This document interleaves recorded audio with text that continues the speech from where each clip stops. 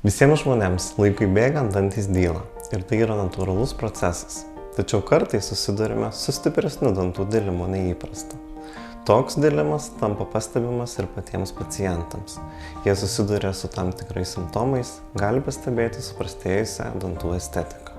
Paprastai dienos metu pacientai gali kontroliuoti šį procesą, tačiau naktį tai darome nesąmoningai ir mūsų kramtomųjų raumenų jėgos yra žymiai didesnės bei trunka ilgiau nei dienos metu, kai save galime kontroliuoti. Kaip jau užsiminiau, ši problema apima visą kramtomąją sistemą.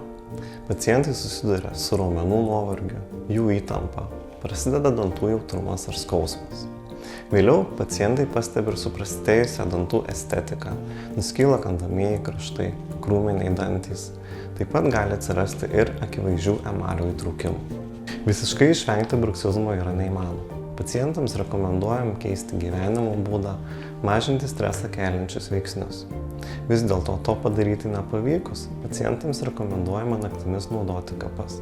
Šios kapos neleidžia dantims kontaktuoti, todėl apsaugo nuo dantų dilimo ir kitų neigiamų bruksizmo pasekmių. Dantims nudilus iki tam tikro lygio, sužemėja sąkandis, sutrumpėja kramtomieji raumenys, todėl apatinis žandikaulis pasislenka atgal. Deja, tokių pacientų gydymas tampa sudėtingas ir kompleksinis. Reikia atstatyti apatinį žandikaulį į tinkamą padėtį, taip pat pakelti sąkandį, kuomet yra atstatoma tai, kas jau nudilę. Jeigu pastebėjote simptomus, nedelskite ir kreipkitės pas mus į konsultaciją.